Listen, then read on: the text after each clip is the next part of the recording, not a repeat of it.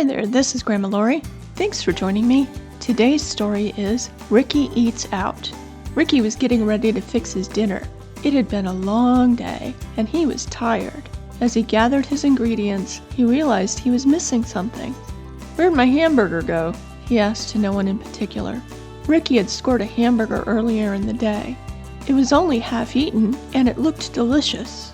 "Well," he said, "I guess I'm gonna have to eat out tonight." Ricky cleaned up the kitchen and got ready to go out. While he was cleaning up, he thought, "I need to eat somewhere new. I'm getting tired of eating the same garbage all the time."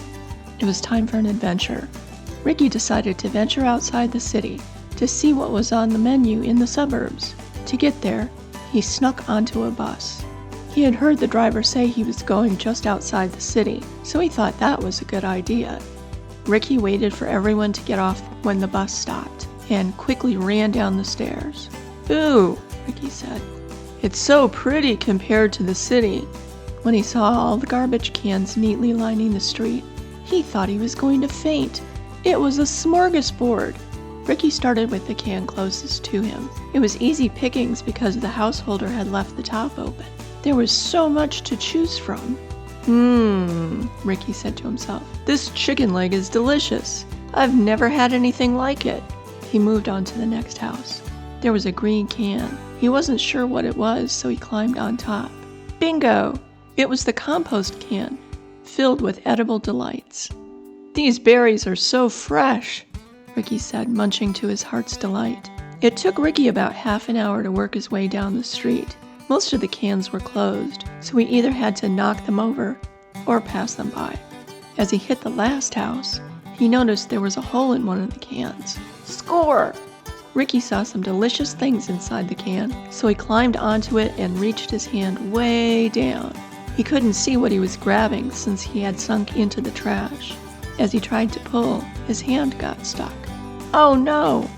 How is he going to get out of this sticky situation? Then a dog started barking. "I'm a goner," Ricky thought. Then he realized the dog wasn't barking in anger. He wanted to play. Or maybe he wanted some of the goodies from the garbage. With his free hand, Ricky threw a piece of bread toward the dog, who scooped it up in his mouth and swallowed without chewing. "What's going on, Brutus?" said a man. As he looked through the fence, he saw Ricky stuck in the can. "What do we have here? Looks like you're stuck, buddy," the man said. "Let's get you unstuck." The man ran back into the house and returned with thick gloves on his hands. He opened the gate and came toward the garbage can, making sure the dog stayed behind the gate. He picked Ricky up out of the can, making sure to carefully unstick his hand from whatever he was holding. "Let's look at you," said the man named Mr. Sims. "It doesn't look like you're hurt anywhere. Wait here."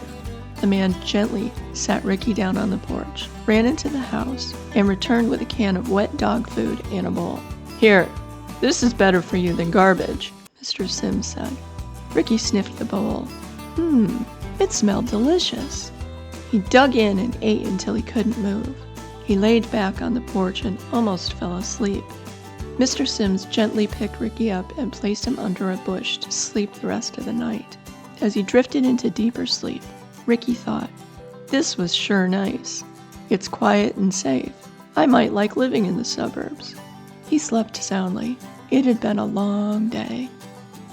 Thank you very much for joining me. This has been Grandma Laurie. I hope you enjoyed this story. I'll put a link to all the illustrations in the description box below. Thank you.